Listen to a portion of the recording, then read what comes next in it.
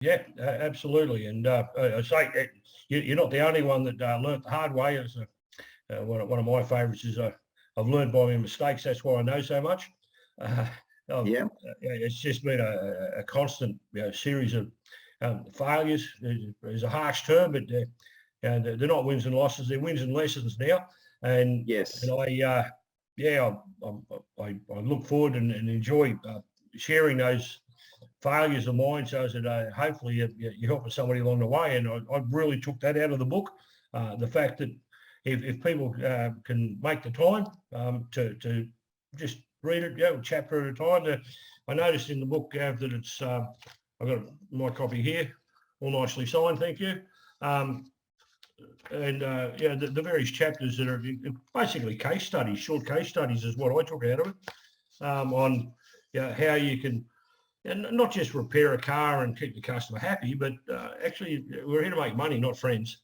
How do you, it's got to be sustainable. If you're not making profit, and profit shouldn't be a dirty word, if you're not making profit, then you're not here next year to do them again. So the various case studies, mate, obviously you refreshing your memory here, you obviously involved in those shops and what they did. Yeah, absolutely. And I felt that the case studies were what was really going to bring the book to life in relation to credibility, because the case studies are real.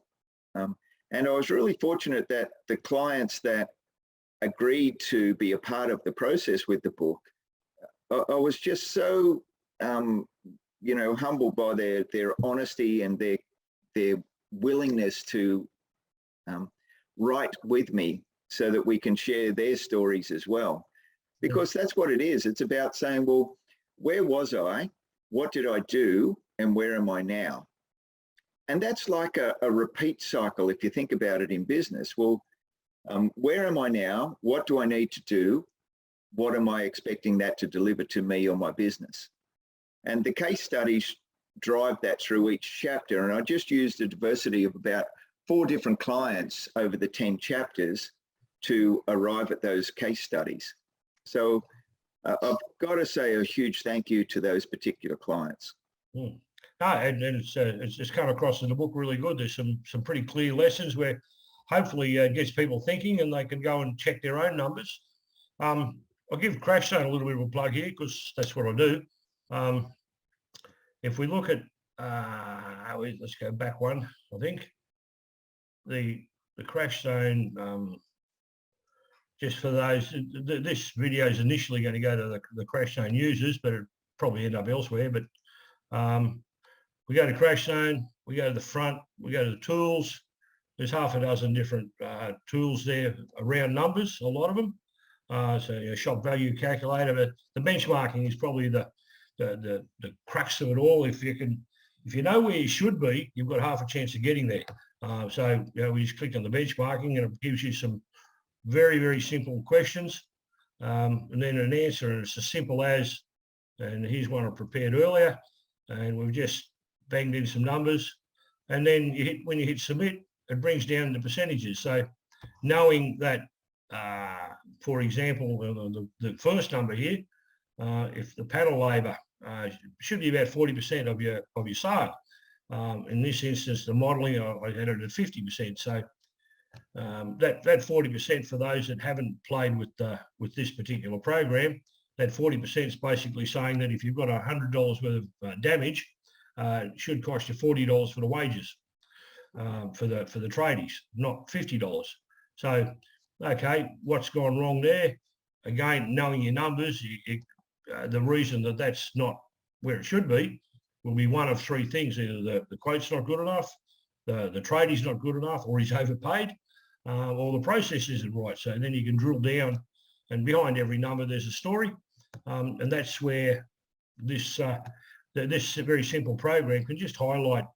You can break the business down into panel, paint, and parts, about markups, etc. So I'd encourage anybody that hasn't already done it to answer those basic questions. Your sales, your wages. It's just give it a crack. if I can just comment on that, Russ, that's just a straightforward, simple little tool, and it should be used by every single one of your users. So if someone's looking at this little bit of a meeting that we're doing, this little bit of an interview, and they haven't been using that, I'd encourage them to get on board and start to use it, to start to understand what is driving your business. Because as you said, behind each one of these measurements, there's around about 4 or 5 different drivers. And once you understand those drivers of each one of the measurements, you can then start to hone in on where you need to focus your attention. Because quite often I'll go into a business and they're honing their attention on an area that's not going to make a great deal of difference to their bottom line. Yeah. So we have to focus in on what are the key areas that are going to help me improve my bottom line. And sometimes it needs to be improved drastically, because you could be at a position where it's, do I pull the door down or do I stay here? Yeah, very much so. And that's what it's like in some of these shops. And so you've got to be able to look at the numbers, and then sure, you might get a bit despondent by them, but then you've got to say, I've got an opportunity here to turn this around. But to turn it around, I've also got to look within myself to say, well, where is my mindset? And just how committed am I to say no?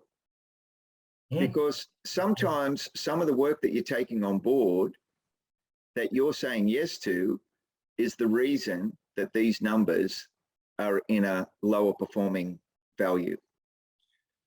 That's polite. I'd say not sometimes, Gav, it's just about every single time. You can go back to the initial quote, the initial discussion with the customer about what you're going to deliver, and then you try and deliver it to meet their expectation, and you'll fall short, and then your profit falls short, and then you become despondent, and it's just a cycle that, if we can break people out of it, then great. It's it's the stresses, and what you've done there, it's similar to what I did with my Numbers Plus program. I just made it traffic lights. So, and I had red, green, and amber in it.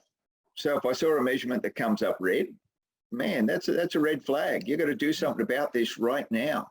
Yeah. If it's amber, it's something that you still should be looking into, and if it's green, move on, because you've got the right number in the right slot.